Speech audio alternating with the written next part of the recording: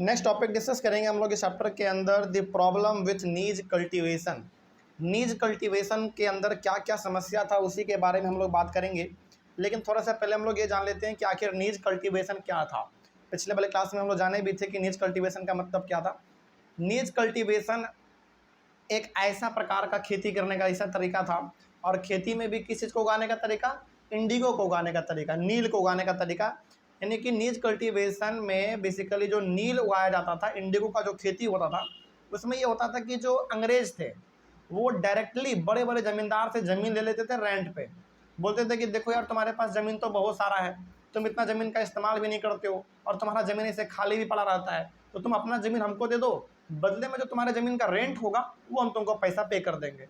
और अंग्रेज ज़मीन तो ले लेते थे, लेकिन सवाल है कि क्या ये खुद से खेती करते थे? नहीं, हमारे लोगों से खेती करवाते थे, यानी कि लोगों को हायर करते थे, लेबर को काम करवाते थे, ठीक ना।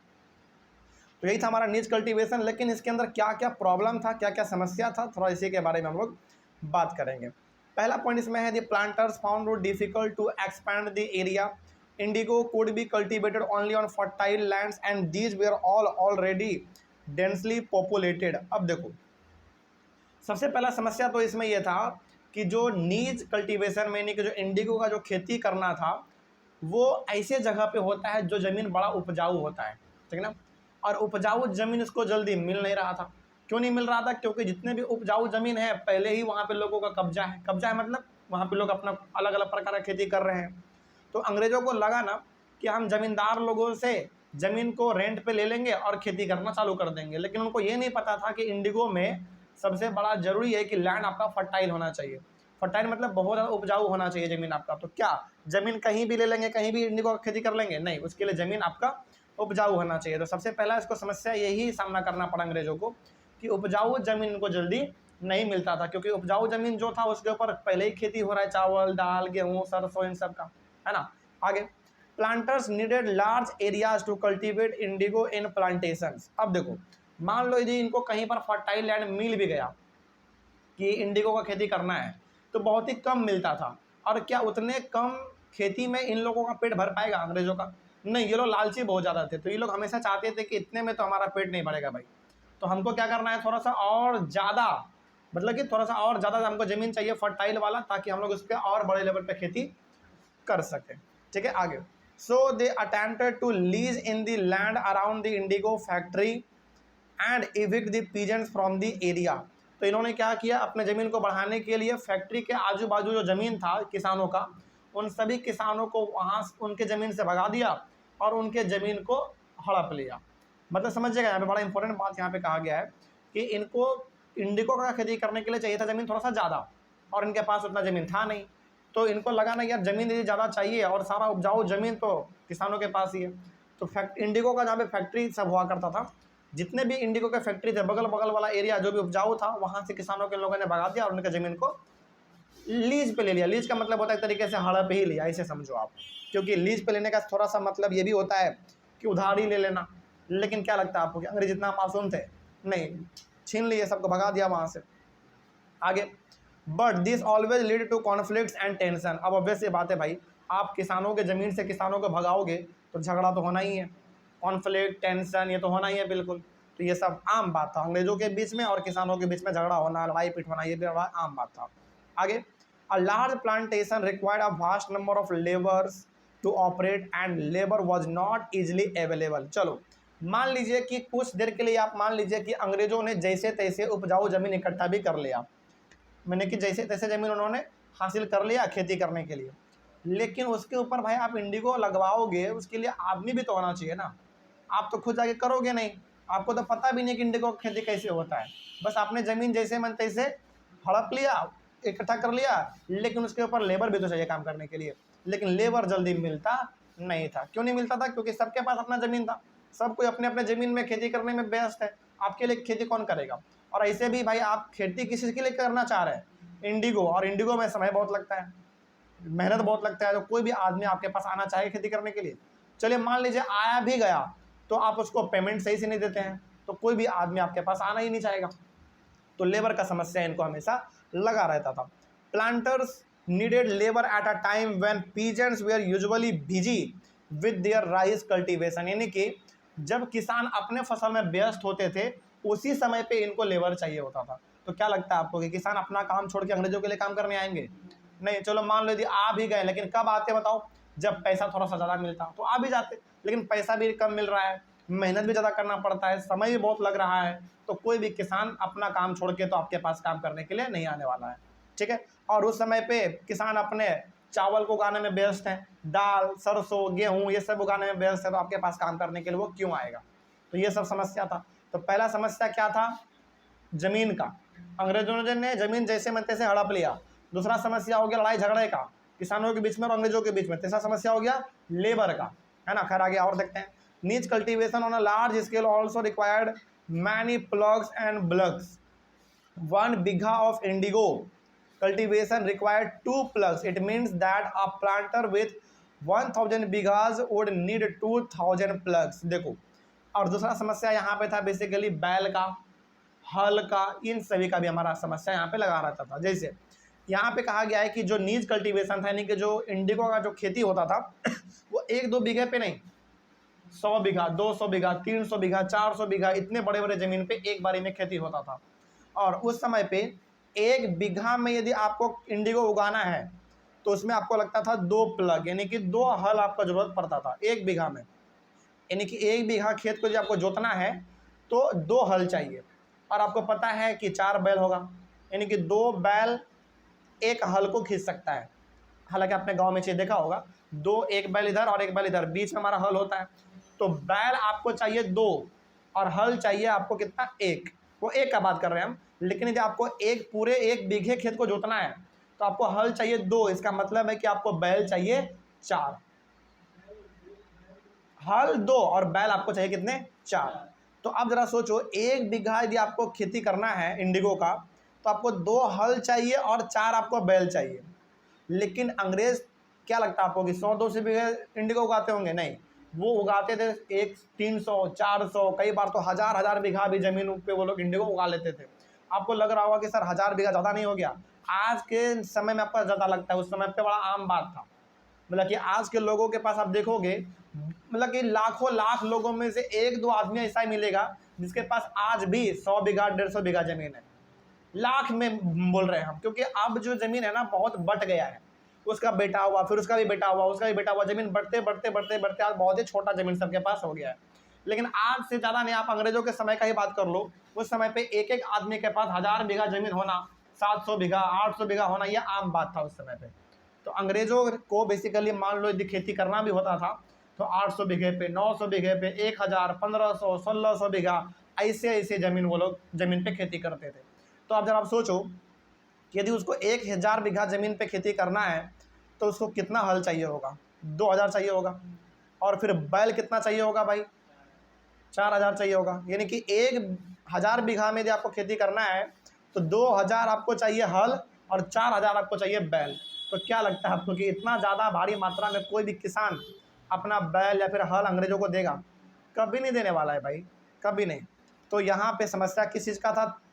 हल का भी समस्या था, बैल का भी समस्या था, जो कि खेत को जोतने वाला था, नहीं हो पाता था जोताई खेत का। आगे, बिल्कुल आगे, investing on purchase and maintenance of plugs was a big problem. जैसे मान लीजिए, चलिए मान लीजिए कि कहीं से ये इकट्ठा कर भी लिया, बैल इकट्ठा कर लिया, हल इकट्ठा कर लिया, मान लीजिए, तो क्या इकट्ठा कर लेना ही बड़ी बात होती है क्या?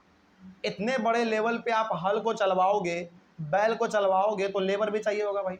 अपने आप थोड़ी ऑटोमेटिक है कि चलता रहेगा, ऐसा तो है नहीं, लेबर भी चाहिए होगा। और सबसे बड़ा बात कि प्लग को मेंटेन भी करना होगा। कई बार हल जो है ना टूट जाता है, मुड़ जाता है, खुल जाता है, उसको ठीक भी करना पड़ेगा। तो इन सभी चीज़ों में चाहिए कहीं ना कहीं हमको लेबर, और लेबर का समस्या बड़ा था यहाँ पे, बहुत ज़्यादा लेबर का समस्या था। तो ये सब प्रॉब्लम बेसिकली आपको बताया जा रहा है नीज कल्टीवेशन में क्या क्या समस्या था। आगे, also peasants ploughs and bullocks were busy on their rice fields exactly at the time when the indigo planters needed them. मतलब कि सारे के सारे बैल और सारे के सारे हल बिजी होते थे, कब? चावल के खेती करने में बिजी होते थे, और उसी समय पे इसको हल और बैल चाहिए अपना इंडिगो उगाने के लिए। तो कोई किसान आपको क्यों देगा? अपना खेती छोड़ के आपको क्यों देगा? चलिए मान लीजिए वो देना भी चाहे तो आप उसको उस लेवल का पेमेंट तो करो, तभी तो आपको देगा ना। नहीं तो आप ना पेमेंट कर रहे हैं, ना आप कुछ और उसको बेनिफिट पहुंचा रहे हैं, और सिंपली आप चाहते हैं कि इसका बैल ले लिया जाए, हल ले लिया जाए। इतना तो बुड़बक किसान नहीं होता है, किसान भी बड़ा चालाक आदमी होता है, इतना नहीं आंकना चाहिए, ठीक ना। तो ये सब समस्या है बेसिकली। तो कहने का सिंपल से यहाँ पे मतलब है कि जब किसान अपने खेतों में बिजी हुआ करते थे, उसी समय में लेबर का ज़रूरत, हल का ज़रूरत, बैल का ज़रूरत, ये सब होता था किसको? अंग्रेजों को। और कोई भी किसान अपना खेत छोड़ के जाना नहीं चाहता था, अपना बैल किसी को देना नहीं चाहता था, ठीक है। आगे उसके बाद less than 25% of the land producing Indigo was under knees system. अब जब इतने बड़े लेवल पे अंग्रेज खेती करना तो चाहता है लेकिन कर ही नहीं पा रहा है, तो मात्र वो 25% जमीन पे ही खेती कर पाता था। क्योंकि 100 बीघा, सॉरी 1000 बीघा, जैसे 100% में से आप 25% ही केवल खेती कर पा रहे हैं, इसका मतलब है कि 75% खेती आप नहीं कर पा रहे हैं। और क्यों नहीं कर पा रहे? क्योंकि आपके पास हल नहीं है, बैल नहीं है, लेबर नहीं है। तो जो भी आपके पास जुटा उतने ही में आप 25% ही केवल खेती कर पाए। तो इस तरीके से ये समस्या था निज कल्टीवेशन के अंदर, ठीक है ना।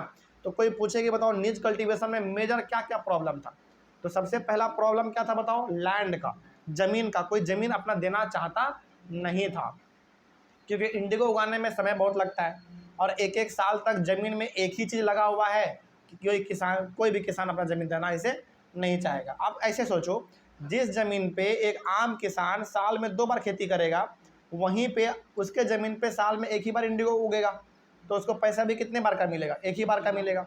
तो कोई भी आदमी जल्दी ज़मीन देना नहीं चाहता था। और मान लीजिए कोई ज़मीन देना, मतलब देता तो नहीं था खैर, और मान लीजिए कि अंग्रेज ज़मीन को हड़प भी लिया कई तरीके से, अलग हथकंडा अपना के कुछ भी करके वो ज़मीन हड़प भी लिया, तो उसके लिए चाहिए आपको लेबर। लेबर, पहला समस्या लैंड का, दूसरा समस्या लेबर का, तीसरा समस्या हल का यानी कि प्लग का, और चौथा समस्या बैल का यानी कि बलग का, और पांचवा समस्या बेसिकली हमारा यहाँ पे था, एक तरीके से आप कह लो यही सब मिला जुला के कहा जाए तो बेसिकली 4 ही समस्या कह लो, यही सबसे मेन हमारा मेन इंपॉर्टेंट है। पांचवा समस्या आप इसमें ये जोड़ सकते हैं कि जिस समय पे उसको चाहिए होता था उस समय पे किसान अपने खेत में बिजी होता था, सारे हल को, बैल को अपने खेतों में इस्तेमाल करता था। तो ये कुछ ऐसे समस्या हैं जो कि नीज कल्टीवेशन के साथ था। अगला टॉपिक हमारा है Indigo on the land of rights. Rights का मतलब हमने आपको बताया था किसान होता है ना। तो इंडिगो यानी कि किसानों के खेत पे इंडिगो किस तरीके से उगता था, जरा इसके बारे में भी बात कर लेते हैं। अंडर द रायती सिस्टम, अच्छा हाँ, थोड़ा सा हम आपको याद दिलाना चाहेंगे। चलिए, हमने आपको बताया था कि इंडिगो उगाने का जो हमारे पास सिस्टम है वो कितना सिस्टम है? 2 सिस्टम है, एक नीज वाला और एक रायती सिस्टम। नीज वाला तो हम लोगों ने पढ़ लिया। नीज में क्या होता था? अंग्रेज बड़े बड़े जमींदार से जमीन को रेंट पे ले लेता था और उसके ऊपर खेती करवाता था, ठीक ना। ये था हमारा नीज कल्टीवेशन यानी कि नीज सिस्टम में। अगला हमारा था रायती सिस्टम, है ना। अब चलिए रायती सिस्टम के बारे में थोड़ा सा हम लोग पढ़ते हैं, और इसको हम लोग पढ़ेंगे इस वाले टॉपिक में, indigo on the land of ryots. Under the ryoti system the planters forced the ryots to sign a contract, मतलब कि एक एग्रीमेंट, जिसको हम लोग आम भाषा में बोलते हैं सट्टा। सट्टा मतलब वो जुआ वाला सट्टा नहीं, गैम्बलिंग वाला नहीं, ये सट्टा अलग सट्टा है, ठीक ना। उस समय पे बोला जाता था। लेकिन रायती सिस्टम में क्या होता था समझो, देखो दोनों में डिफरेंस है, निज सिस्टम और रायती सिस्टम। निज और रायती दोनों में अलग डिफरेंस है। निज सिस्टम में क्या होता था? अंग्रेज बड़े बड़े जमींदार से जमीन लेते थे रेंट पे और उसके ऊपर वो खेती करवाते थे, है ना। हालांकि खेती वो कभी अच्छी तरीके से करवा नहीं पाते थे, क्योंकि उसको करवाने के लिए जो चीज़ चाहिए था वो पुरता नहीं था। कभी ना हल कभी पुरता था, ना बैल पुरता था, ना लेबर पुरता था, कभी कुछ पुरत नहीं पाता था। लेकिन रायती सिस्टम में क्या था? रायती सिस्टम में अंग्रेज किसानों को जबरदस्ती एक एग्रीमेंट पे साइन करवाता था, यानी कि पेपर पे साइन करवाता था, समझेगा। ये हमारा था रायती सिस्टम में। Planters pressurise the village headman to sign the contract on behalf of the ryots. कहने का सिंपल सा मतलब यहाँ पे ये हो गया कि अंग्रेज अलग अलग किसानों से साइन करवाने के बजाय जो गांव का हेड है उसी से साइन करवा लेता था। कहने का इसका सिंपल सा मतलब हो गया कि यदि गांव का मुखिया यदि साइन कर दिया, इसका मतलब कि सभी लोगों ने साइन कर दिया। मतलब रायती सिस्टम में अंग्रेज अपना काम निकालने के लिए, आगे हम लोग अभी और पढ़ेंगे इसके बारे में, तो अंग्रेज अपना काम निकालने के लिए, अपना फ़ायदा खुद से पहुंचाने के लिए वो एक पेपर पे साइन करवाता था। किससे करवाता था? गांव के मुखिया से, यानी कि हेडमैन से। और उनका मानना यह था कि यदि मुखिया साइन कर दिया तो सभी लोगों ने साइन कर दिया, क्योंकि मुखिया क्या होता है, गांव का हेड होता है, उसको हम लोग चुनते हैं वोट देकर। लेकिन उस समय वोटिंग का सिस्टम नहीं था, लेकिन आप ये समझो कि मुखिया साइन कर दिया मतलब तुम लोग भी साइन कर दिए, सिंपल है ना। आगे लेकिन हाँ, प्रेशराइज किया जाता था, प्रथम प्रेशर डाला जाता था गांव के मुखिया के ऊपर, तुम साइन करो इस पे। Those who signed the contract got cash advances from the planters at low rates of interest to produce indigo। चलिए अब इसमें थोड़ा सा होता क्या था, देखिए समझिए। साइन करवाता क्यों था, थोड़ा इसके बारे में भी समझो। साइन इस चीज को लेकर करवाता था कि तुम साइन कर दियो कि तुम मेरे लिए इंडिगो उगाओगे, और तुम साइन कर दिए हो और यदि तुम मेरे लिए इंडिगो नहीं उगाए तो फिर तुमको सजा मिलेगा, तुमको मारा पीटा जाएगा, ये साइन होता था। और कोई भी आदमी साइन करना नहीं चाहता था। क्यों चाहेगा भाई, हमको खेती ही नहीं करना इंडिगो का, हम नहीं करने वाले हैं साइन। लेकिन वो ज़बरदस्ती साइन करवाता था कि तुम साइन करो, और एक बार साइन कर दिए इसका मतलब है कि तुम हमारे लिए खेती करोगे, और नहीं करोगे तो फिर आपको मारा जाएगा, पीटा जाएगा, टॉर्चर किया जाएगा, और ज़्यादा से ज़्यादा होगा तो आपका ज़मीन छीन लिया जाएगा। ऐसा सिस्टम इसमें लगातार चलता रहता था। और जो आदमी साइन कर देता था उसको कैश मिलता था एडवांस में खेती करने के लिए, क्योंकि भाई खेती में पैसा तो लगेगा ना, तो खेती करने के लिए पैसा कौन देता था, अंग्रेज देता था। लेकिन उनका शर्त यह था कि तुमको इंडिगो उगाना है केवल मेरे लिए ही। तो हम लोगों को लगता था कि यार चलो ये तो बढ़िया ही है, लेकिन अभी तक तो हम लोगों को ये पता चल ही चुका था कि इसका एडवांस देने का मतलब है कि थोड़ा सा हम लोगों को बाद में परेशान किया जाएगा। एडवांस क्यों दे रहा है बताओ, क्योंकि इंडिगो का जरूरत किसको है, उसको है। उसको पता है कि जब तक इसको पैसा नहीं देंगे तब तक ये खेती करेगा नहीं, और इसके पास तो खुद का पैसा कुछ है नहीं। मतलब हमारे पास उतना पैसा नहीं होता था कि हम लोग 10 बीघा 100 बीघा 200 बीघा में इंडिगो लगा सके, हमारे पास उतना पैसा नहीं होता था। तो अंग्रेज बोलता था कि देखो तुमको कुछ नहीं करना है, तुम बस मेहनत करो, पैसा तुमको हम देंगे। लेकिन वही मेहनत हम लोग नहीं करना चाहते थे। और क्यों करेंगे भाई, क्योंकि समय उसमें लगता है ना, समय लगता है, और कोई भी हम लोग आदमी इंडिगो को उगाना नहीं चाहते थे। ठीक है, आगे। The loan committed the right to cultivating indigo on at least 25% of the area under his holding. Also, the planter provided the seed and the drill, while the cultivators prepared the soil, sowed the seed and look after the crop। अब यहाँ पे देखो होता क्या था, अंग्रेज बोलता था कि तुमको जो चाहिए वो सब हम तुमको देंगे, तुमको बीज चाहिए बीज हम देंगे, तुमको औजार चाहिए खेती करने के लिए मतलब कि टूल्स चाहिए वो हम देंगे, पैसा चाहिए वो हम देंगे, सब चीज़ हम तुमको देंगे, बस तुम फसल लगाओ, तैयार करो, उसको देखभाल करो, काटो, फिर बाद में हमको लाके दे दो। यही चीज़ हमारा इसमें चलता रहता था। आगे, when the crop was delivered to the planter after the harvest a new loan was given to the ryot and the cycle started all over again. यानी कि यदि एक बार पूरा इंडिगो तैयार हो गया, इंडिगो एक बार तैयार होने के बाद किसानों ने अंग्रेजों को वो सौंप दिया, बोला कि भैया ले लीजिए आपका हो गया, और उसके अगले ही दिन दोबारा उसको लोन दे दिया जाता था। लोन मतलब एडवांस, दोबारा, हाँ, कि दोबारा खेती करना तुम चालू कर दो। इस तरीके से लगातार हमारा चलता रहता था। मतलब कि किसानों को ब्रेक भी लेने के लिए मौका नहीं दिया जाता था। जैसे कई बार क्या होता है ना, कई बार क्या लगभग हर साल होता है हमारे बिहार में भी, जब हम लोग किसी जगह खेती करते हैं तो खेती करने के बाद 2-4 महीने का हम लोग गैप लेते हैं, ताकि हमारा जो मिट्टी है खेत का वो अपने आप को रिस्टोर कर सके, है ना। उसके बाद हम लोग फिर उसके ऊपर खेती करते हैं। लेकिन यहाँ पे ऐसा कुछ नहीं था। और ऑब्वियस ही बात है, यदि आप एक ही ज़मीन पर लगातार खेती करोगे तो ज़मीन आपका बंजर हो जाएगा। उसमें गैप कम से कम 4-5 महीने का होना ही चाहिए। लेकिन ना खेत को गैप दिया जा रहा था, ना किसानों को गैप लेने के लिए दिया जा रहा था। तो बोलता था कि चलो तुम्हारा काम खत्म हो गया, दोबारा पैसा लो, दोबारा काम में लग जाओ। और अंग्रेजों को बेसिकली ऐसा करने में मज़ा आता था, क्योंकि उसको क्या मिल जा रहा है, बैठे बैठाया इंडिगो मिल जा रहा है, सिंपल सी बात है। आगे, और ये लगातार हमारा इस तरीके से चलता रहता था। The price got the peasants for the Indigo they produce was very low and the cycle of loans never ended.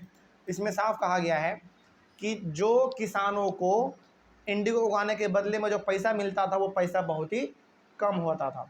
मतलब ये हो गया कि जितना समय उस किसान ने इंडिगो उगाने में लगाया उतना ही समय यदि वो किसी और चीज़ में दे देता तो उसका डबल ट्रिपल उसको इनकम प्रॉफिट हो जाता। लेकिन अंग्रेज़ों के लिए उन्होंने काम किया तो कोई प्रॉफिट इनको नहीं मिला, बल्कि जितना इनको मिलना चाहिए था पैसा इंडिगो उगाने के बदले में उससे भी कम मिला। तो यहाँ पे खुश कौन है, अंग्रेज, ना खुश कौन है, किसान। ठीक है, आगे। Indigo had deep roots and it exhausted the soil rapidly.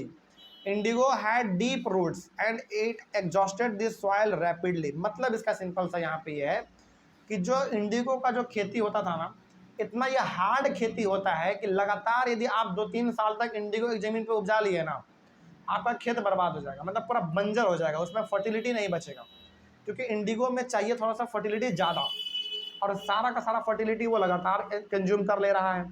तो जब उसके बाद आप 3-4 साल के बाद खेती करोगे उस ज़मीन पे, तो खेती होने वाला है नहीं। इसलिए लगातार कोई भी किसान इस पर खेती करना नहीं चाहता था, क्योंकि उसको पता है भाई खेती तो हम कर लेंगे लेकिन हमारा ज़मीन बंजर हो जाएगा। यही था।